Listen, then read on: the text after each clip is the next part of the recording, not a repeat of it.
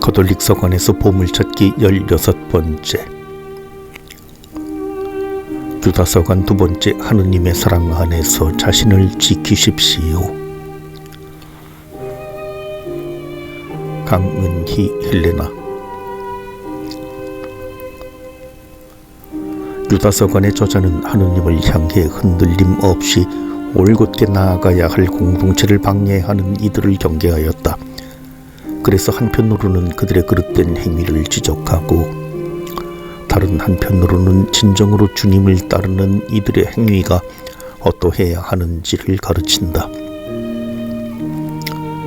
애찬이라는 말은 유다서에만 나오는 말이며 문맥으로 보면 함께 모여 음식을 나누는 자리이다.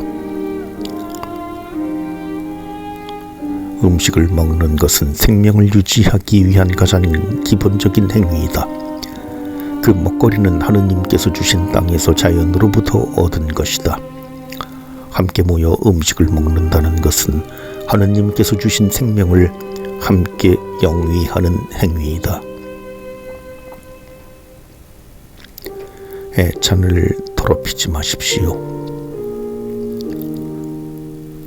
유다서관의 저자는 그리스도의 이름으로 함께 모인 이들이 음식을 나누는 것을 애찬 그리스어 아가페라고 부름으로써 이 음식 나눔이 사랑의 행위이어야 함을 강조한다.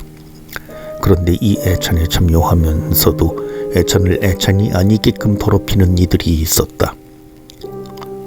애찬을 더럽히는 행위는 무엇일까? 잔치를 벌이면서 자신만 돌보는 것이다.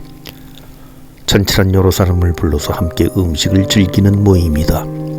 잔치를 벌이다에 해당하는 그리스어는 쉰유케오마이이다. 여기서 쉰은 접두어로서 함께라는 의미이다. 잔치의 본질은 함께 하는 데에 있다. 그런데 이 함께라는 자리에서 자신만을 돌본다는 것은 잔치를 잔치가 아니게 만드는 행위이다. 유다서관의 저자는 그렇게 애찬을 더럽히는 이들을 떠돌이별에 비유하며 강한 어조로 꾸짖는다.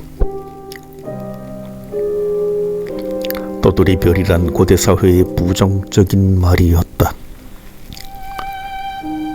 고대 사람들은 일정하게 자리를 지키지 않아 항해하는 배를 그릇된 방향으로 인도하는 떠돌이별을 불길한 것으로 여겼고 이들을 타락한 천사들과 연관시켰다. 이들 타락한 천사들과 떠돌이별의 운명은 동일하며 애찬을 더럽히는 이들 역시 같은 운명에 처할 것이라고 경고한다. 조롱꾼들을 경계하십시오. 유다서관의 저자는 마지막 경고로 그리스도의 사도들이 예고한 것을 상기시킨다.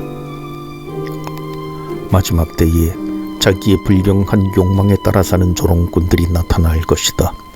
그리스어로 조롱하다는 엠파이조이며 이와 연관된 단어는 신약 성경에 10여 차례 등장한다. 그중 루카 14장 29절을 제외하고는 모두 예수님의 손안을 조롱하거나 예수님의 가르침을 따르는 이들을 조롱하는 의미로 사용된다. 유다서관의 저자는 이 조롱꾼들을 분열을 일으키는 자들로서 현세적 인간이며 성령을 지니지 못한 자들이라고 특정짓는다. 그리스도와 그분을 따르는 이들을 조롱하는 사람들이 그리스도 공동체 안에 들어와 있다면 그들은 그리스도의 참된 가르침을 따르는 것을 방해하며 공동체 안에서 분열을 일으킬 것이다. 또한 그들이 그리스도와 그분의 가르침을 업신여기는 이유는 그들의 가치관과 그리스도의 가치관이 맞지 않기 때문일 것이다. 그리스도께서 같이 있다고 가르치신 것이 왜 그들의 눈에는 우습게 보이는 것일까? 그리스도의 가르침이 향하는 곳은 십자가이다. 십자가는 현세적 가치를 우선시하는 이들의 눈에는 어리석은 지옥일 뿐이다.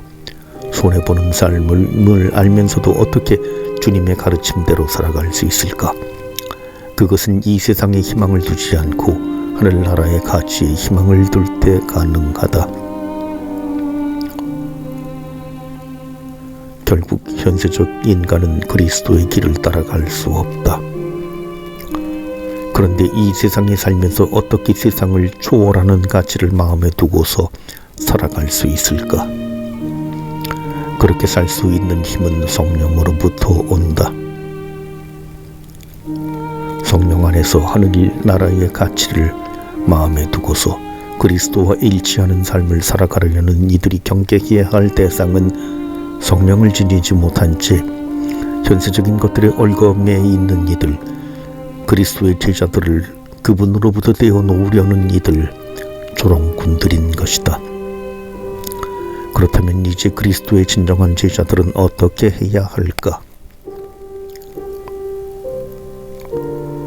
지극히 거룩한 믿음을 바탕으로 성장해 나아가십시오. 주변에 방해가 있어도 우리는 그분을 믿고 따르는 이들로서 계속 성장해 나가야 한다. 그 성장에는 기도와 자비가 맞물려 있다. 성령 안에서의 기도는 현실적인 것들에 막혀 제대로 볼 수 없는 눈을 열어주어 올바로 나아가야 할 방향을 보여준다.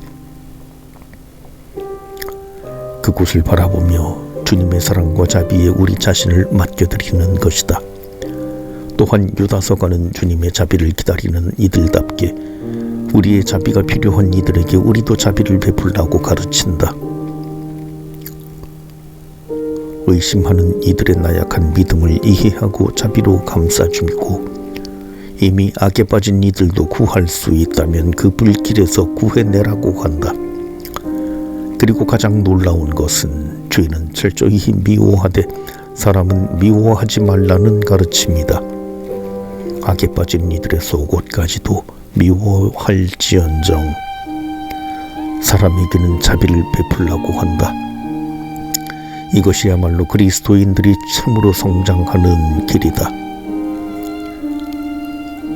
그리스도의 조롱꾼들이 초대 그리스도교 공동체 시절에만 있었을까?